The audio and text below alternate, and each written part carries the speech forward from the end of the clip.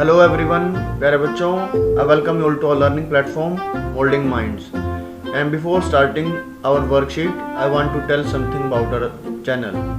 मैं अपने चैनल के बारे में आपको कुछ बताना चाहता हूँ। इस चैनल पर आप जो भी पढ़ेंगे, जैसे आप इंग्लिश की वर्कशीट पढ़ते हैं तकरीबन, तो आपको इंग्लिश की वर्कशीट की डिटेल्ड एक्सप्लेनेशन भी मिलेगी और आपको टॉपिक भी अच्छी तरह समझाया जाएगा। जैसे आज का टॉपिक है एनालिटिकल पैराग्राफ, तो इसको हम बताएंगे कि कैसे किस पैराग्राफ को हम एनालिटिकल कहते हैं और कैसे स्टेप्स में आपको मैं आज लिखना सिखाऊंगा। और काफ़ी मैंने चैनल्स पर देखा है, अदर चैनल्स पर देखा, सिर्फ आपको आंसर दे देते हैं और समझाते बिल्कुल भी कुछ नहीं है। लेकिन आप एक बार ज़रूर इस वीडियो को अच्छी तरह से देखें और अगर आपको मेरा काम अच्छा लगे तो चैनल को सब्सक्राइब और इस वीडियो को अपने दोस्तों के साथ शेयर भी ज़रूर करें। तो चलिए let's start learning. Today our subject is English, worksheet number is 67 and the date is 19th December 2020. Your class is 10th. Here you will write your name and here you will write your class teacher's name. और as it is आप अपनी notebook में ये डालेंगे heading जब अपना काम आप शुरू करेंगे। तो चलिए हम शुरू करते हैं आज की वर्कशीट। आज की वर्कशीट में आपको राइटिंग टास्क है और राइटिंग टास्क में आपको क्या करना है। The bar chart given below shows the divorce rate in 2 European countries from year 2011 and 2015। जो ये बार चार्ट है इसमें 2 कंट्रीज के डाइवोर्स रेट, तलाक के रेट बता रखे हैं कि कैसे कैसे कितनी परसेंटेज पर वहाँ पर तलाक डाइवोर्स होते हैं। और एक यहाँ पर मैं ये शब्द बताना चाहूँगा, आप शुरू तो ये ई से हो रहा है लेकिन इसको हम यूरोपियन बोलते हैं, य की साउंड आ रही है, ठीक है। तो इसके साथ हम अगर हमें कभी आर्टिकल लगाना होगा तो हम आर्टिकल ए लगाएंगे, एन नहीं लगाएंगे। और क्या करना, हमें make comparisons and right an analytical paragraph for the same. हमें इन दोनों डाइवोर्स रेट जो फिनलैंड और स्वीडन के यहाँ पर दे रखे हैं उनमें हमें कंपैरिजन तुलना करनी है और एक एनालिटिकल पैराग्राफ लिखना है। तो पहले मैं आपको बताना चाहता हूँ एनालिटिकल पैराग्राफ किसे कहते हैं। It is a form of descriptive writing which is written on the basis of given chart, graph, data, outline, clues, table etcetera. ये एक फॉर्म ऑफ डिस्क्रिप्टिव राइटिंग जिसमें आप वर्णन करते हो किसके बारे में, किसके बेसिस पर। जैसे आपको चार्ट दे रखे होंगे, जैसे यहाँ पर बार ग्राफ दे रखा वैसे दे रखा होगा, या कोई क्लूज या टेबल दे रखी होगी। It requires analysis and comparisons of the given facts and drawing conclusion based on the given data. और इसमें हमें क्या करना पड़ता है, इसमें हमें जो डाटा दे रखा है उसका एनालाइज करना पड़ता है, उसको डिटेल्ड एग्जामाइन करना पड़ता है, एग्जामिनेशन करना पड़ता है उसका। और हमें कंक्लूजन, निष्कर्ष निकालने पड़ते हैं कि क्या इसमें बताया गया है, और दोनों चीज़ों को कंपैरिजन करके फिर उसके हम कंक्लूड, निष्कर्ष पर हम आते हैं। तो ऐसे इसको हम कहते हैं एनालिटिकल पैराग्राफ। तो पहले इस ग्राफ को देखते हैं, divorce rate in Finland and Sweden. जो ब्लू जो ग्राफ है वो फिनलैंड को शो कर रहा है, जो स्वीडन जो ग्राफ है वो, और जो रेड जो ग्राफ है वो स्वीडन को शो कर रहा है। 2011 से 2015 5 सालों का हमें ये रेट्स दे रखे हैं। जैसे 2011 में फिनलैंड की अबाउट है ये 37% और स्वीडन की है करीबन यहाँ पर ये 42 या 43%। क्योंकि यहाँ पर एग्जैक्ट नंबर्स नहीं है तो आप अप्रोक्सीमेटली का ज़रूर यूज़ कर सकते हैं अपने जब आप राइटिंग करेंगे पैराग्राफ को। तो आप इसे एक बार पढ़ लें और इसके बाद हम सीखेंगे कैसे एनालिटिकल पैराग्राफ लिखते हैं। तो एनालिटिकल पैराग्राफ लिखने के आपको 3 स्टेप्स आपको चाहिए। Steps to write an analytical paragraph, आपको 3 स्टेप्स हम लिख सकते हो। Introduction first, second distinct features and third general overview, और आप कंक्लूजन भी बोल सकते हो। तो एक एक पार्ट को समझेंगे और उसमें क्या क्या लिख सकते हैं वो भी समझेंगे, और उसके बाद फिर पूरा पैराग्राफ एक साथ हम लिख कर भी समझेंगे। फर्स्ट है इंट्रोडक्शन। इंट्रोडक्शन जिसे आप हिंदी में परिचय बोलते हो। आपको इंट्रोड्यूस करना है जो चार्ट, जो क्वेश्चन दे रखा है। और क्या कर सकते हो आप, you should start your answer by writing an introduction. The introduction is of 1 or 2 sentences where you paraphrase the information from your question. आप इंट्रोडक्शन स्टार्ट करोगे आंसर लिखने जब आप अपना पैराग्राफ स्टार्ट करेंगे। और इंट्रोडक्शन 1 or 2 sentences का हो सकता है या 3 या 4 sentences का भी हो सकता है, वो आप देख सकते हैं।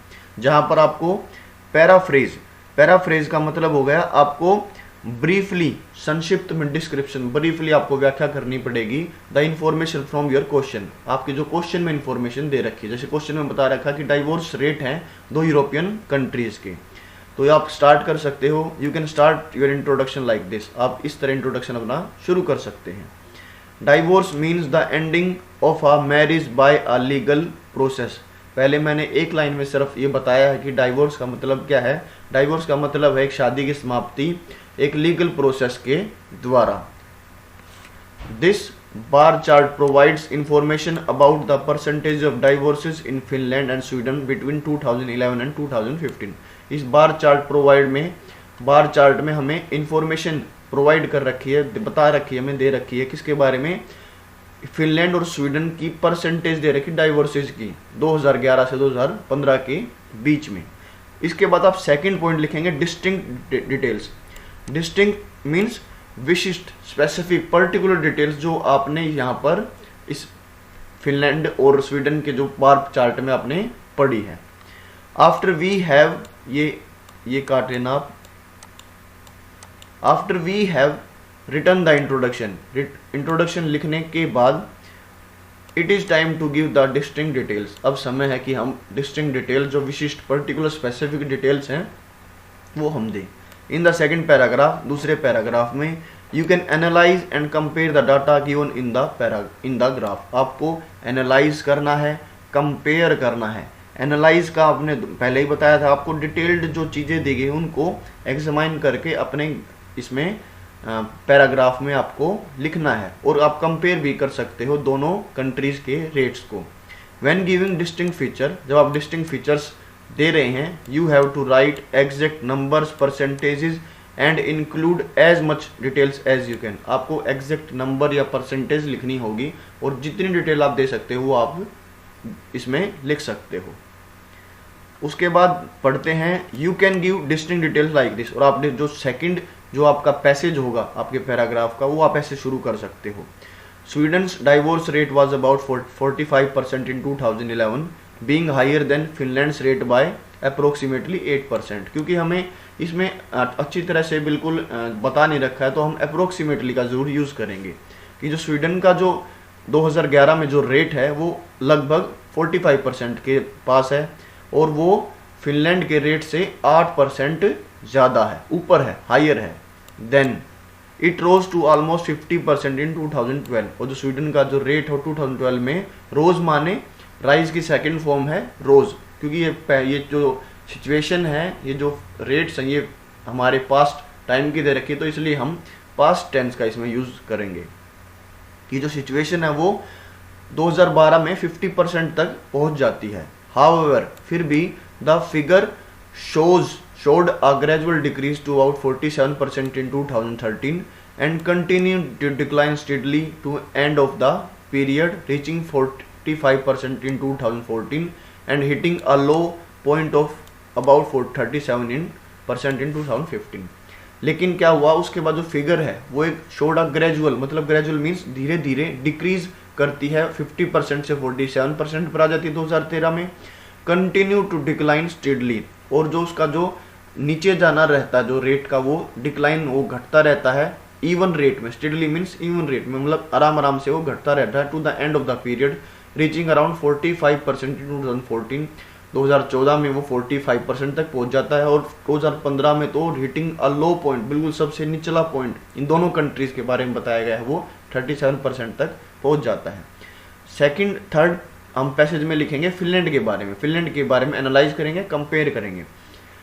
Percentages of divorces in Finland was less than 40% in 2011 and it decreased in 2012 when about 1/3 of marriages in Finland ended with a divorce as opposed to almost a half in Sweden। जो 2011 में percentage थी डाइवोर्सेस की Finland में, वो 40% से less थी, and it decreased in 2012 when about 1/3 of marriages in Finland ended with a divorce। और ये 2012 में 40% से भी नीचे आ गई, और लगभग 1/3 जो मैरिजेस थी फिनलैंड में उस टाइम डाइवोर्स से उनकी मैरिज एंड होती थी, और as about almost a half in Sweden. As opposed means इसके विपरीत, क्योंकि स्वीडन में यहाँ पर 50% के करीब रेट पहुँच चुका था, लेकिन ये यहाँ पर बिल्कुल उसका अपोजिट, उसके विपरीत है ये। However the figure experience the steady growth during the next 2 years, और इसके अगले 2 सालों में जो फिगर है वो स्टेडी ग्रोथ, वो एकदम से ऊपर बढ़ जाता है। It rose to approximately 39% in 2013, then increased by 3% in 2014 and remained steady for the next year, outracing the rate of Sweden। इसमें 2013 में लगभग 39% तक पहुंच जाता है और उसके बाद वो 3% पहुंच जाता है 2014 में, मीन्स 42% पर पहुंच जाता है और रिमेन स्टडी, और वहां पर अगले साल भी वो बिल्कुल इवन रहता है, उसी जगह 42% पर बना रहता है। Out racing the rate of Sweden, मतलब आउट रेसिंग का मतलब किसी को हरा देना, किसी से ज़्यादा स्पीड किसी की होना। तो यहाँ पर जो फिनलैंड की है वो स्पीड ज़्यादा हो गई थी लास्ट में, क्योंकि जो स्वीडन की जो 2015 में जो रेट है 37% और यहाँ पर 42% है। इसके बाद हम जर्नल ओवरव्यू और कंक्लूजन आप लिख सकते हैं। कंक्लूजन मीन्स निष्कर्ष बोल सकते हो आप, कंप्लीशन बोल सकते हो जिसको आप समापन बोलते हो, जिस्ट बोल सकते हो, सार बोल सकते हो। कैसे लिखेंगे आप? The final paragraph of your answer is a general overview और conclusion where you briefly summarise the trend shown on a graph. Last में आपको जर्नल ओवरव्यू या कंक्लूजन लिखेंगे जहां पर आप संक्षिप्त में समराइज करेंगे, जो निचोड़ कर जो ट्रेंड यहाँ पर ग्राफ पर दिखाया जाता है, या इस पैराग्राफ में या किसी और जब एनालिटिकल पैराग्राफ हम लिखेंगे तो हम उस जितना भी ट्रेंड है उसको समराइज कर देंगे। You can conclude your paragraph like this, आप इस पैराग्राफ को ऐसे कंक्लूड कर सकते हैं। ओवरऑल अगर हम पूरा पैराग्राफ को कंक्लूड करें, overall Sweden experienced a down trend while Finland showed an upward trend throughout the 5 years। अब हम देखें कि स्वीडन है वो एक डाउन ट्रेंड, डाउनवर्ड जो नीचे की तरफ उसका ट्रेंड रहता है, जो डाइवोर्स रेट है वो कम होते जाते हैं, जबकि फिनलैंड अगर 5 साल की बात करें तो वो तकरीबन ऊपर की तरफ ही जाता है। The divorce rate of both countries had some fluctuation, जो डाइवोर्स रेट के दोनों कंट्रीज के some fluctuation mean some changes हैं, एक तरह नहीं है, कुछ कभी परसेंटेज घट जाता कभी बढ़ जाता, उसको हम बोलते हैं फ्लक्चुएट करना। Although Finland initially had a lower rate, it outdid Sweden at the end of the period. हालांकि अगर फिनलैंड की इनिशियली शुरुआत में अगर बात करें तो वो लोअर रेट पर थी स्वीडन से, लेकिन लास्ट में उसने आउटडिड मतलब उसने स्वीडन से वो ऊपर चले गई eight the end of the period. तो ऐसे 3 पॉइंट्स में आप कंक्लूड करेंगे और लास्ट में अगर आप एक बार पूरी अच्छी तरह से इसको पढ़ना चाहते हैं तो यहाँ भी आप पढ़ सकते हैं। Divorce means the ending of a marriage by legal process. This bar chart provides information about the percentages of divorces in Finland and Sweden between 2011 and 2015.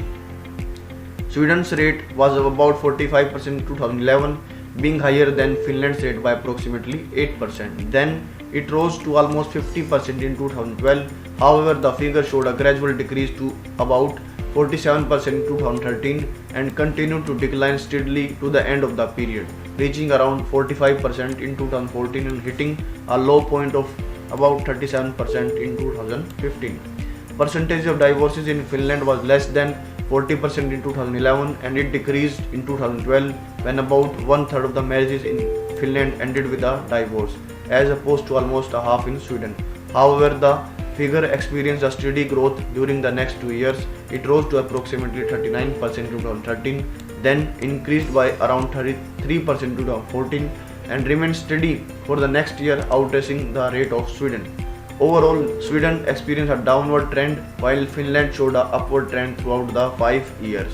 The divorce rate of both countries had some fluctuation, although Finland initially had a lower rate and it outdid Sweden at the end of the period. तो यहाँ पर आप देख सकते हैं जो first line है ये इंट्रोडक्शन है, जो आगे के 2 पैसेज हैं वो जर्नल व्यू है, और सॉरी जर्नल व्यू नहीं, वो आपका डिस्टिंक्ट फीचर्स हैं, या आप बोल सकते हो कि कंपैरिजन एनालाइज किया हमने सेकंड और थर्ड पैसेज में, और लास्ट का पैसेज वो है हमारा जर्नल व्यू या कंक्लूडिंग हमारा जो पॉइंट है। तो ऐसे आप एनालिटिकल पैराग्राफ लिख सकते हैं। अगर आपको इसकी पैराग्राफ की आपको पीडीएफ चाहिए तो आप डिस्क्रिप्शन बॉक्स में लिंक मैंने प्रोवाइड कर रखा है, उस पर आप क्लिक कीजिए और आप इस पीडीएफ को आप डाउनलोड कर सकते हैं।